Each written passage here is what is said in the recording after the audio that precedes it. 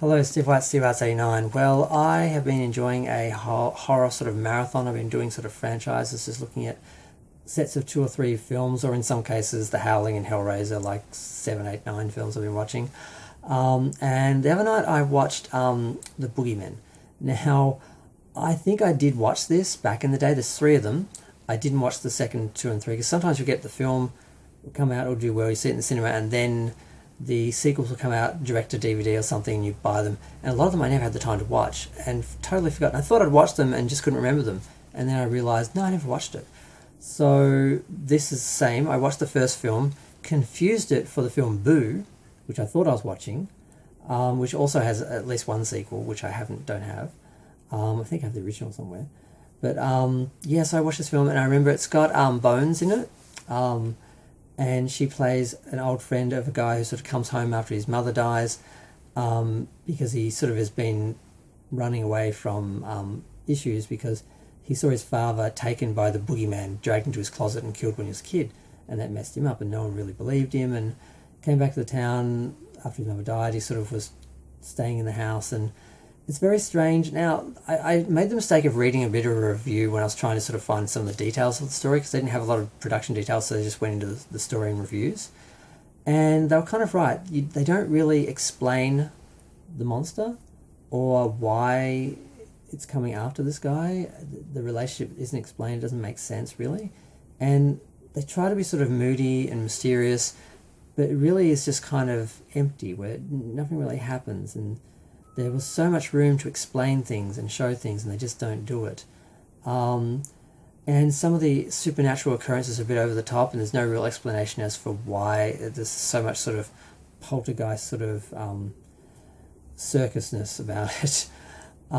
So yeah, and in the end, it just sort of looks like the guy has mental illness problems, and the monster sort of gets away with it. Now, the second one was a little bit better, because the character is a little bit more likable. How do I explain the films? Because the two sequels actually have more about them. They actually go more into they sort of create a mythology for the monster, but it's fairly inconsistent between the films. Now, the second film, you see, because the first film you do see this character, and it's just sort of this monster, sort of has this sort of, he's not quite a zombie, he's not quite it's hard to tell what he is, he's just a monster. In this film, you see him wearing a metal mask most of the time, and I'm like, why is he wearing a mask? He wasn't wearing a mask in the first film. And then it turns out that basically the story is about a brother and sister who both saw the parents killed at a party by the boogeyman, and they're both basically institutionalized. And the boy gets out, he seems to be having a normal life, and the girl feels left behind, and then she's struggling with dealing with it by herself, so she ends up going to stay in the same institution.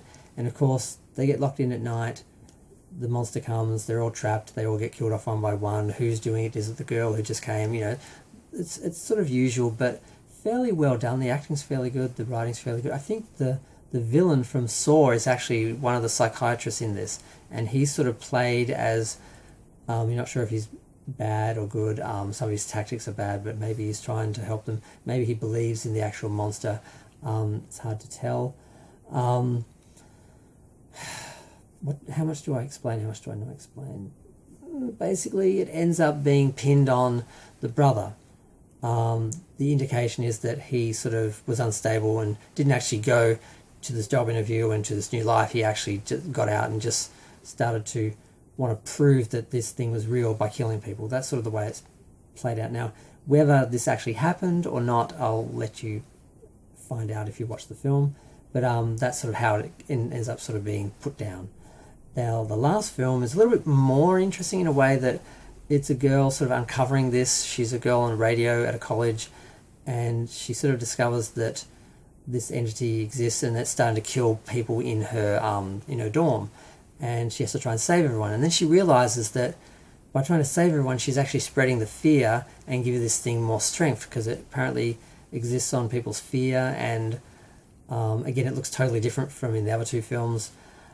and she actually ends up sacrificing herself and taking the blame and saying that she did it to try and stop the rumor and the sort of legend and the fear spreading about this monster, which is an interesting ending. It was a bit of a spin I didn't see coming. There's a bit more to it than that though, but that's basically the story, and it played out fairly well. The characters were fairly likable, but not hugely sophisticated, not a lot of atmosphere, but I actually quite enjoyed it. I thought it was good, but I just was really thrown by the lack of consistent backstory for the monster and its different appearance, and they could have played on that and said it basically appears differently to everyone, but they didn't. It just sort of, it's a bit inconsistent, but aside from that, overall I enjoyed this little franchise. So I'm going to go. Feel free to share, like, comment, subscribe. Let me know what you think. Thanks. Bye.